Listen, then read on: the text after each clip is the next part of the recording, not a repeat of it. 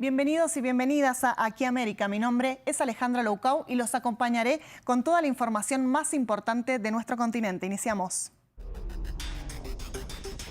En México, el cártel de Jalisco Nueva Generación, una de las organizaciones criminales más poderosas del país, recibió un duro golpe de parte del ejército mexicano que mató a su máximo jefe, Nemesio Oseguera Cervantes, alias El Mencho. Pero ¿cómo quedó la estructura del grupo?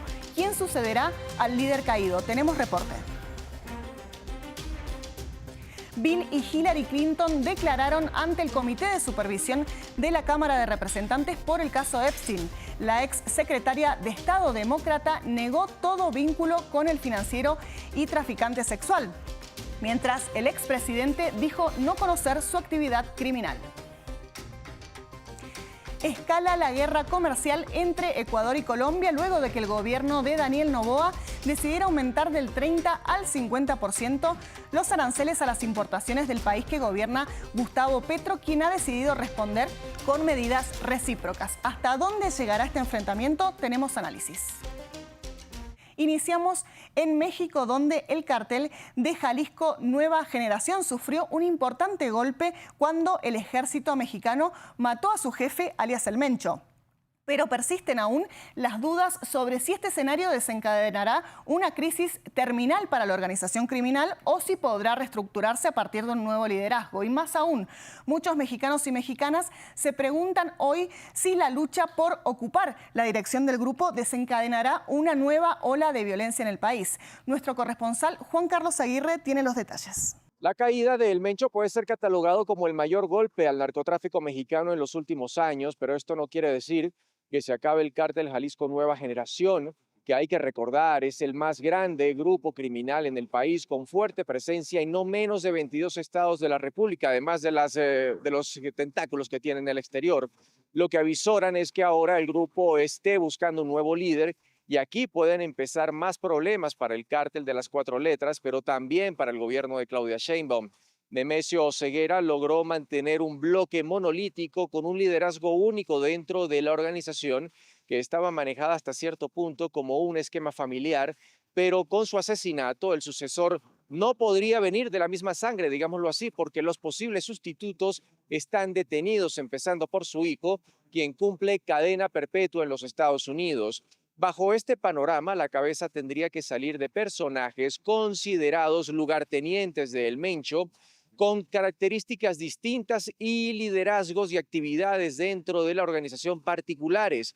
De no haber entendimiento entre ellos, 5 aproximadamente, se vendría una guerra interna en el Jalisco Nueva Generación para lograr el control, pero a su vez tendrán que sostener duros enfrentamientos con otros cárteles del narcotráfico que buscarán recuperar espacios perdidos territorialmente hablando, pero también dentro del negocio de los estupefacientes, del contrabando de combustible y el tráfico de personas. Eso aumentaría la violencia en el país, lo que daría más trabajo al actual secretario de Seguridad, Omar García Harfuch, y con un problema adicional, la posible atomización del cártel Jalisco Nueva Generación y la aparición de nuevas células del crimen organizado.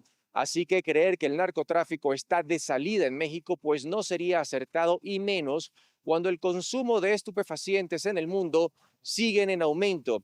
Más del 6% de la población mundial entra en la lista de consumidores, según la ONU, con un aumento del 0,8% o 0,8% entre 2003 y 2023. Y lo que sí creen es que las políticas de abrazo no balazos de Andrés Manuel López Obrador en su momento con Sheinbaum están disipándose completamente. El expresidente estadounidense Bill Clinton y su esposa Hillary comparecieron ante el Comité de Supervisión del Congreso para testificar sobre sus vínculos con el pederasta y traficante sexual Jeffrey Epstein. Mientras que la exsecretaria de Estado negó conocer al agresor sexual, su esposo ha dicho que no sabía sobre su actividad criminal. Argumentos que difícilmente puedan explicar el extenso material que aparece en los archivos Epstein. Hugo Caro Jiménez nos explica los vínculos entre la poderosa pareja y el pederasta. Bill y Hillary Clinton en el ojo del huracán. La dupla, una de las más poderosas del mundo político en Estados Unidos, compareció ante un comité del Congreso por sus vínculos con el pederasta y traficante sexual Jeffrey Epstein, a raíz de la publicación de archivos de su caso por parte del Departamento de Justicia durante los últimos meses. Mientras la exsecretaria de Estado negó conocer al abusador de menores, el expresidente dejó claro que no conocía la actividad delictiva del agresor, postura que difícilmente sirva para explicar la cantidad de registros fotográficos y documentos que los relacionan, especialmente con Bill Clinton. Algunas de las publicaciones muestran al exmandatario en un avión privado junto con una mujer cuyo rostro está censurado, otra con Clinton en la piscina con la pareja del pederasta Ghislaine Maxwell y otra del hombre junto con otra mujer en un jacuzzi. Se sabe que Epstein visitó la Casa Blanca durante la presidencia de Clinton y tras su salida del poder voló en un jet del delincuente sexual por lo menos 16 veces, según un análisis del registro de vuelo hecho por CNN. Además, una investigación de Sky News muestra que Epstein donó $2,000 a la campaña presidencial del demócrata en 1992. Y aunque hasta ahora no hay evidencia de mensajes directos entre el expresidente y el pederasta, sí hay un intercambio de correos electrónicos entre la socialité Maxwell y el entonces asesor de Clinton, Doug Band. Juntos prepararon reuniones para la iniciativa global Clinton de acuerdo a la BBC. Por su parte, Hillary, además de negar haber conocido a Epstein, ha dicho que solo interactuó con su pareja en mítines de la Fundación Clinton, a pesar de que hay registros de que Maxwell asistió a la boda de su hija, Chelsea Clinton, en 2010. Frente a este panorama, al estilo de la campaña presidencial de Bill en 1992, 2 al precio de 1, que anticipó la figura Billary, la pareja se vale de la misma estrategia que ha usado en otras crisis, negar profundamente las acusaciones y denigrar al Partido Republicano, como en este caso que exigen también la rendición de cuentas en el caso por parte de Donald Trump, quien ha sido igualmente citado a declarar por el mismo comité del Congreso, aunque se ha negado a asistir. Y escala la guerra comercial entre Ecuador y Colombia luego de que el gobierno de Daniel Noboa decidiera aumentar del 30 al 50% los aranceles a las importaciones que provienen de su vecino. El gobierno de Gustavo Petro, por su parte, ha decidido responder con medidas recíprocas. Para analizar este tema consultamos con expertos: Rodolfo Colalongo, docente investigador de la Universidad Externado de Colombia, y Pablo Medina Pérez, coordinador de Ciencias Políticas de la Universidad San Francisco de Quito. Le preguntamos, en primer lugar, en qué contexto Noboa decide inicialmente tomar este tipo de medidas y qué efectos puede tener la política comercial en mediano plazo. Esto nos contestaron. A mi juicio, yo creo que nos estamos haciendo un daño más que un beneficio. ¿Por qué? Primero porque, en efecto, como se acaba de plantear, Estados Unidos puede darse el lujo de hacer esto porque Estados Unidos es el mercado internacional, junto quizá con China y la Unión Europea, por supuesto. En el caso ecuatoriano, el Ecuador no le representa a Colombia más de, en el mejor de los casos, 5, 6%. Estaba revisando las cifras del año pasado, estamos alrededor del 3 punto algo por ciento de sus exportaciones totales. Entonces, claro, Colombia puede darse el lujo de sacrificar eso. Habrá impactos en ciertos productos para los que sí son importantes en el mercado ecuatoriano a través de la frontera, probablemente. Hay impacto en los transportistas que no pueden circular a través de la frontera libremente. Por supuesto que hay impacto.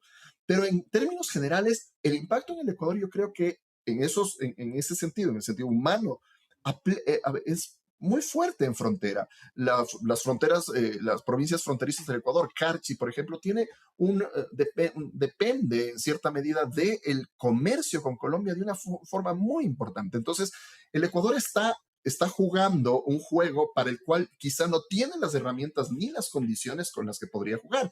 Estamos frente a gobiernos, sobre todo de derecha, de extrema derecha, que están utilizando los mecanismos comerciales como medidas coactivas para presionar decisiones de terceros estados. Así que probablemente esto sea un antecedente que permita que, digamos, que incentive a que otros gobiernos puedan llegar a utilizar las mismas medidas. Esto es muy perjudicial, ¿ok? Sobre todo porque son medidas, como habíamos dicho recién, que no tienen que ver tanto con el tema comercial, sino mucho más orientados al tema político. Entonces esto implica que en lugar de establecer mecanismos de diálogo o de resolución de problemas políticos, como en este caso es el combate al narcotráfico, se decide utilizar medidas comerciales que lo único que van a hacer es afectar a ambos países.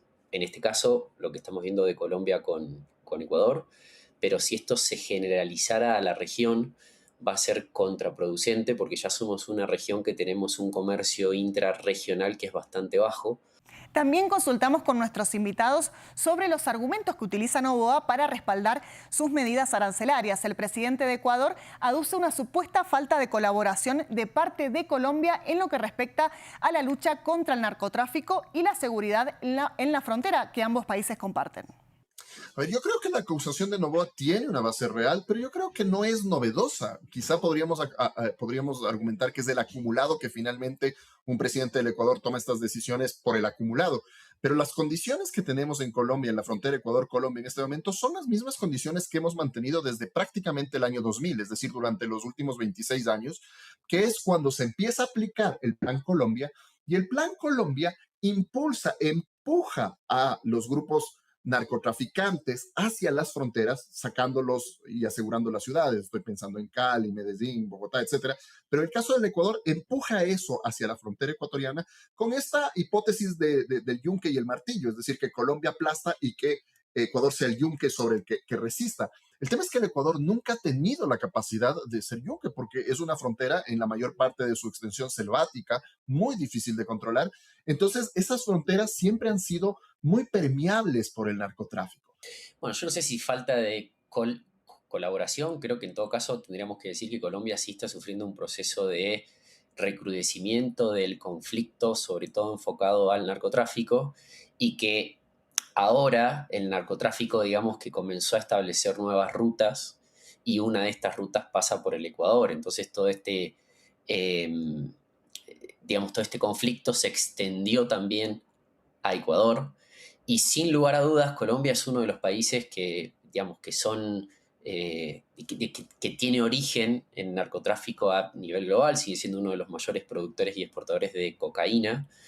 Sin embargo, esto también tiene que ver con lógicas que no solo competen a la órbita de Colombia, sino que también a la órbita un poco más regional y global. Y también seamos conscientes de que el gobierno de Noboa en Ecuador recién ahora está siendo consciente del grave problema que tiene el narcotráfico. Entonces, probablemente trata de buscar un chivo expiatorio para justificar la no resolución de los problemas graves que tiene en el país. Entonces culpa a Colombia de que Colombia no colabora con la lucha del narcotráfico. Y en este sentido, lo que sí sería bueno es que ambos países pudieran seguir estrechando sus lazos para el combate del narcotráfico, porque esto ya es un problema que excede las fronteras nacionales de los países y que se convirtió en un problema transnacional. Y llegamos al final de esta emisión de Aquí América. En la producción estuvieron Giovanni Agudelo y Jesús Contreras. Gracias a ellos y a todo el equipo técnico. Mi nombre es Alejandra Laucau y me despido hasta la próxima.